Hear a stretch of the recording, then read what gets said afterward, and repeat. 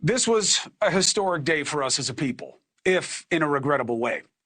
To be sure, we are in uncharted waters.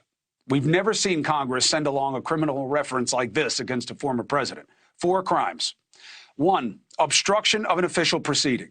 2, conspiracy to defraud the United States. 3, conspiracy to make a false statement. 4, incite, assist, or provide aid and comfort to an insurrection. Now, let me break these down for you briefly.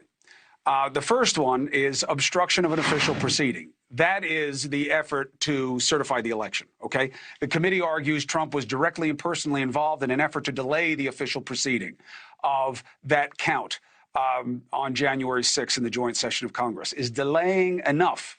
We'll debate. Conspiracy to defraud the United States. They allege a multi-part plan to prevent the lawful certification of Joe Biden's election as president.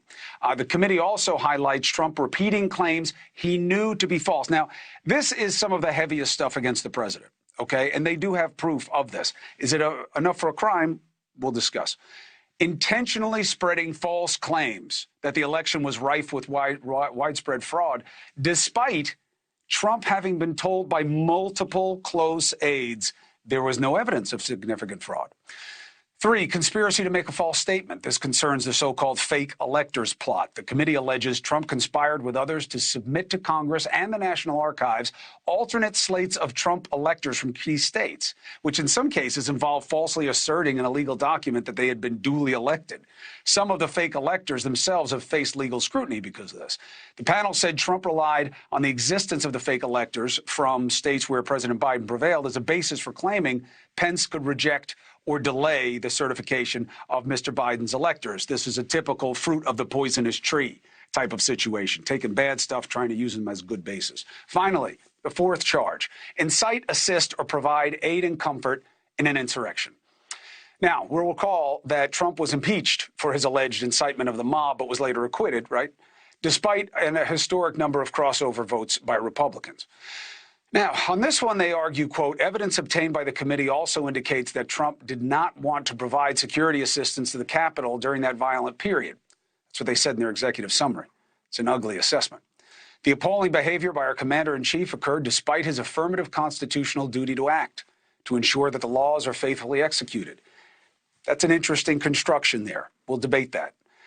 It's a little soft. The purpose and impact of Trump's actions, it said, were to mobilize a large crowd to descend on the Capitol. Was that the intent? Again, that's a soft argument. I have listed these in order of strength of allegation to me, from strongest to weakest. And I believe the insurrection one is absolutely the weakest. And before we debate it, I'll just give you a hint on this. You don't hear the Department of Justice calling it an insurrection. Not that it wasn't wrong, not that it wasn't malicious, not that it wasn't bad and violent, and certainly not just a protest gone awry. But they don't use that word because it carries a very heavy legal burden. We're going to go through the particulars with redoubtable counsel to Republicans, Mr. Robert Ray Esquire. But a few points first that matter pretty much as the particulars. The sufficiency of the charges, you got to start with the tribunal. Now, nominally, it was bipartisan in approval, but not really, right? It was all Democrats and a couple of Republicans who are Trump foes. But let's not forget, I'm not putting that on Democrats. They didn't rig it.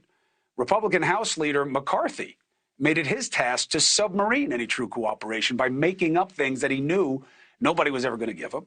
So he did that. McConnell did the same thing in the Senate. He didn't want a probe of this, so he stopped it. Now, we go to the sufficiency and impact of the charges. What does a reference mean? Does it mandate any action by the DOJ? No. I know you heard otherwise on Twitter. Spare me, okay? They're wrong. Not in the law. It doesn't. Now, could the evidence assist or accelerate efforts for the special counsel? Yes. Now, here's another interesting one. James Comey, when he was the head of the FBI, also testified that more serious potential crimes before Congress that involve members of Congress are usually not investigated by the DOJ unless Congress refers the matter to them. So that's an interesting play about what this would mean. He didn't cite any authority for this, but it's an interesting culture play.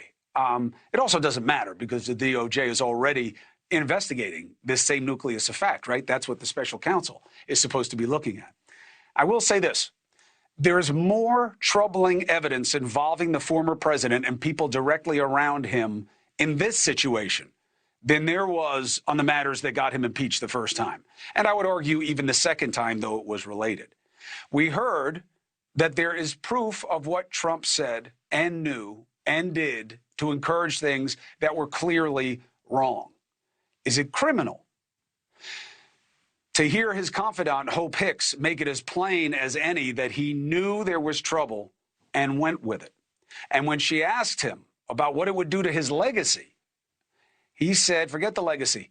All that matters is winning. That is a very big quote to her. Next is the idea that Congress had to probe this as a matter of oversight. Did it? Criminality by fellow politicians is not a primary pursuit of oversight.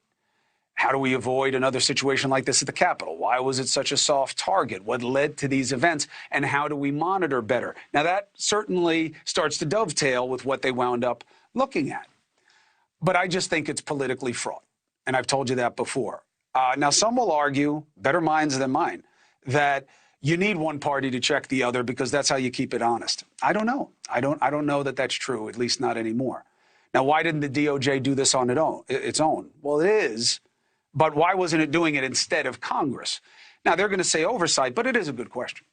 And it leads to the ultimate concern that is defined simply for some, mostly on the left, in terms of no one's above the law. And, you know, all this that we heard today is an expression that the law must be followed. Otherwise, we are lost as a society. That is all true, but every prosecution is not just a standard of, hey, can I make this case and win beyond a reasonable doubt? It's also about whether or not the prosecution is in the public interest. Now, what does that mean here? Are we past the time where we can have consensus on any matter of congressional investigation? Should we have former or non-office holders doing these probes like the 9/11 Commission? Is that the new mode? That should be discussed. And we're going to have a lot of time. You know why? Because today's events all but solidify the resolve of the GOP to counter with their own probes in the new year once they're in charge. How will the Democrats deal with those efforts against Biden and his family?